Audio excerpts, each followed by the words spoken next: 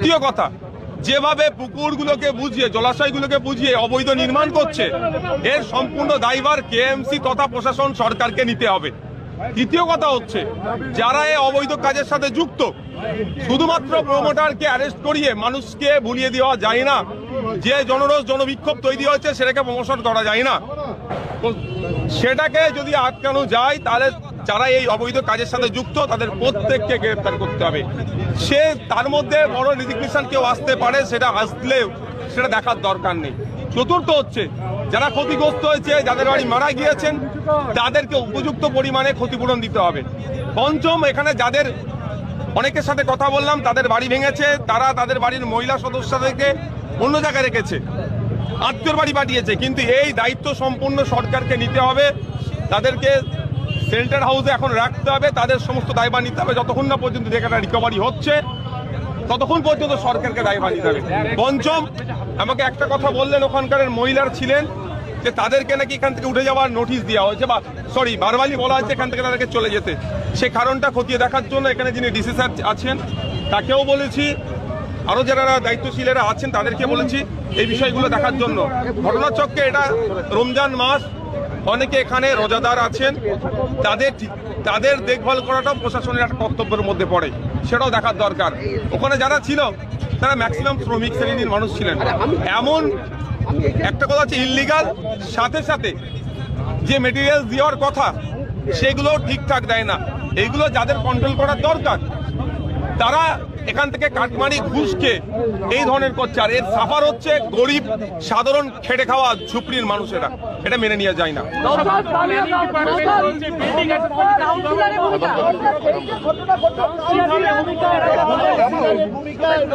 দেখুন, আজকে mayor, councillor, মুখ্যমন্ত্রী পর্যন্ত অনেক কথা বলছেন।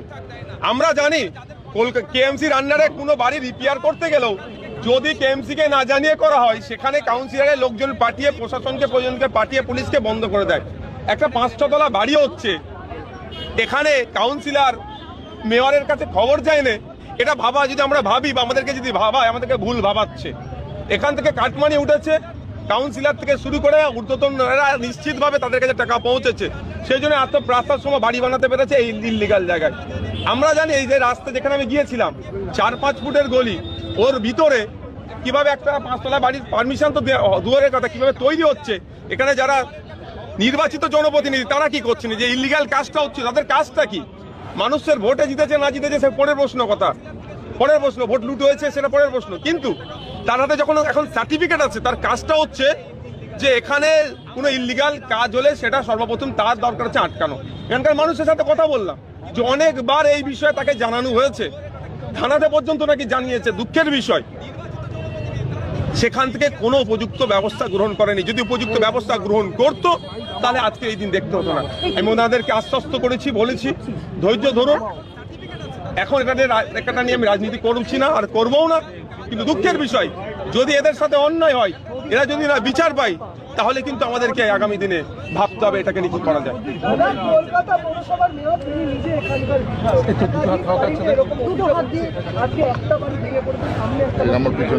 আগামী দিনে কটা ভাঙবে সেটা তো বিপদের কারণ হয়ে দাঁড়াবে না। সেটা এখন যদি এটা থেকে শিক্ষা নাই মেয়র, আমাদের এখানকার বর্তমান তিনি বিধায়ক এবং মন্ত্রী, আশা করবো তার কাছে আমি আবেদন করছি যে ক্ষতি হয়েছে, আগামী দিনে ক্ষতি হবে না। যে সমস্ত ইললিগাল বাড়িগুলো আছে সেগুলোকে নোটিশ ধরান, দ্রুত তার বিরুদ্ধে ব্যবস্থা গ্রহণ করুন। দাদা, এর পাশেই আপনি যেখানে দাঁড়িয়ে আছেন তার পাশেই একটি বাড়ি, না ওই ধরনের কোনো কথা আমাকে নিখোঁজের কথা এখন কেউ জানায়নি, তবে বেশ কিছু তাদের তিক্ত অভিজ্ঞতার কথা শুনিয়েছে, সেগুলো আপনাদেরকে শোনালাম। না কেউ আমাকে বাধা দেয়নি। তবে এখানে ঢোকার মুহূর্তে জানি না কেন ওখানে মিডিয়াকে বাধা দিয়ে রাখছে, এর কারণটা কি আছে হয়তো আমি রাজনীতিতে বা আমরা যতটা হয়তো উত্থাপন করতে পারবো, আপনাদেরকে হয়তো ওখানে অ্যালাউ করলে আরো বেশি কিছু হয়ে যাবে, সেটা হয়তো এখানকার মেয়র সাহেব বা শাসক অস্বস্তিতে পড়তে পারবে, ওই জন্য হয়তো মিডিয়াকে অ্যালাউ করছে না। তবে এইভাবে মিডিয়া কন্ট্রোল করা অনুচিত বলে মনে করছি। কাউন্সিলর বলছেন তিনি প্রমোটারকে চেনেন না, কিন্তু একাধিক ছবি প্রমোটারের সাথে ঘনিষ্ঠ অবস্থায়, একাধিক চরম অসত্য কথা বলছেন। তো শুধু কাউন্সিলর না, মেয়রের কথাও বলছি, মেয়রও একে চেনে, প্রমোটারকে চেনে। খোঁজ নিয়ে দেখুন এই প্রমোটারের কাছ থেকে হয়তো অবৈধ লেনদেন হয়েছে। শুধু ক্ষমা প্রার্থী হলে তো হবে না, এত কটা মানুষের জীবন গেল, এত কটা মানুষ অসুস্থের মধ্যে আছে, এতটা মানুষের জীবন জীবিকা নিয়ে কথা হচ্ছে, এবং আগামী দিনের যদি সত্যিকারের অর্থে তিনি মনে করেন যে ভুলটা হচ্ছে, ভুলটাকে শুধরে নিতে চায়, তাহলে যে সমস্ত ইল্লিগাল গুলো হচ্ছে বা হয়েছে তার বিরুদ্ধে কড়া ব্যবস্থা নিক মেয়র।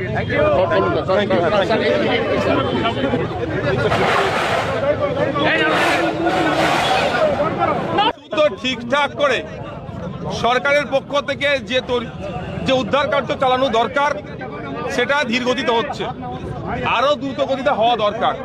দ্বিতীয় কথা, যেভাবে পুকুরগুলোকে বুঝিয়ে, জলাশয়গুলোকে বুঝিয়ে অবৈধ নির্মাণ করছে, এর সম্পূর্ণ দায়ভার কেএমসি তথা প্রশাসন সরকারকে নিতে হবে। তৃতীয় কথা হচ্ছে, যারা এই অবৈধ কাজের সাথে যুক্ত, শুধুমাত্র প্রমোটারকে অ্যারেস্ট করিয়ে মানুষকে ভুলিয়ে দেওয়া যায় না। যে জনরোষ জনবিক্ষোভ তৈরি হয়েছে সেটাকে প্রমোশন করা যায় না। সেটাকে যদি আটকানো যায় তাহলে যারা এই অবৈধ কাজের সাথে যুক্ত তাদের প্রত্যেককে গ্রেফতার করতে হবে।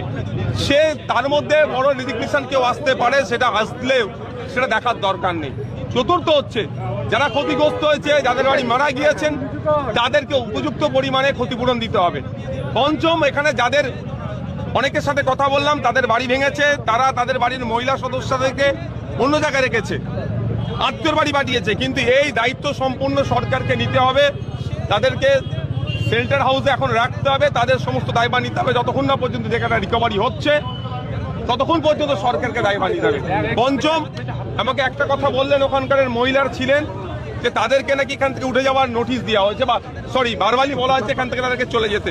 সে কারণটা খতিয়ে দেখার জন্য এখানে যিনি ডিসি স্যার আছেন তাকেও বলেছি, আরো যারা দায়িত্বশীলেরা আছেন তাদেরকে বলেছি এই বিষয়গুলো দেখার জন্য। ঘটনাচক্রে এটা রমজান মাস, অনেকে এখানে রোজাদার আছেন, তাদের দেখভাল করাটাও প্রশাসনের একটা কর্তব্যের মধ্যে পড়ে, সেটাও দেখার দরকার। ওখানে যারা ছিল তারা ম্যাক্সিমাম শ্রমিক শ্রেণীর মানুষ ছিলেন। এমন একটা কথা হচ্ছে, ইল্লিগাল সাথে সাথে যে মেটেরিয়াল দেওয়ার কথা সেগুলো ঠিকঠাক দেয় না। এইগুলো যাদের কন্ট্রোল করার দরকার তারা এখান থেকে কাটমানি ঘুষকে এই ধরনের করছে, আর এর সাফার হচ্ছে গরিব সাধারণ খেটে খাওয়া ঝুপড়ির মানুষেরা। এটা মেনে নিয়ে যায় না।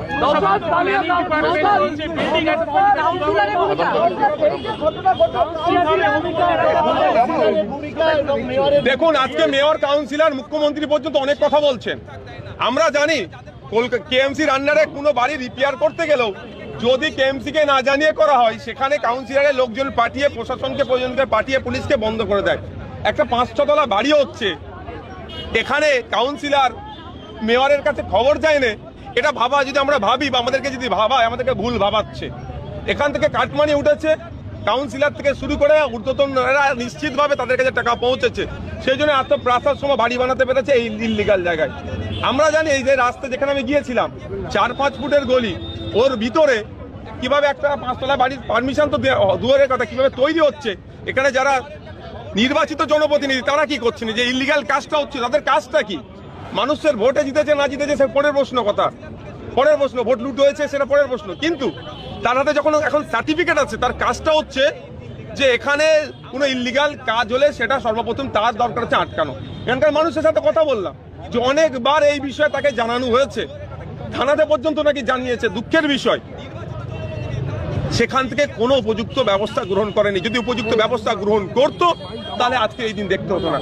আমি ওনাদেরকে আশ্বস্ত করেছি, বলেছি ধৈর্য ধরুন। এখন এটা নিয়ে আমি রাজনীতি করছি না, আর করবও না। কিন্তু দুঃখের বিষয়, যদি এদের সাথে অন্যায় হয়, এরা যদি না বিচার পায়, তাহলে কিন্তু আমাদেরকে আগামী দিনে ভাবতে হবে এটাকে নিয়ে কি করা যায়।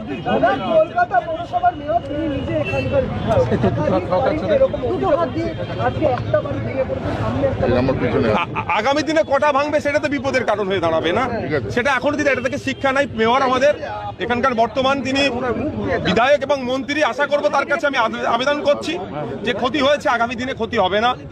যে সমস্ত ইল্লিগাল বাড়িগুলো আছে সেগুলোকে নোটিশ ধরান, দ্রুত তার বিরুদ্ধে ব্যবস্থা গ্রহণ করুন। দাদা, এর পাশেই আপনি যেখানে দাঁড়িয়ে আছেন তার পাশেই একটি বাড়িতে না, ওই ধরনের কোনো কথা আমাকে নিখোঁজের কথা এখনো কেউ জানায়নি, তবে বেশ কিছু তাদের তিক্ত অভিজ্ঞতার কথা শুনিয়েছে, সেগুলো আপনাদেরকে শোনালাম। না, কেউ আমাকে বাধা দেয়নি। তবে এখানে ঢোকার মুহূর্তে জানি না কেন ওখানে মিডিয়াকে বাধা দিয়ে রাখছে, এর কারণটা কি আছে হয়তো আমি রাজনীতিতে বা আমরা যতটা হয়তো উত্থাপন করতে পারবো, আপনাদেরকে হয়তো ওখানে অ্যালাউ করলে আরো বেশি কিছু হয়ে যাবে।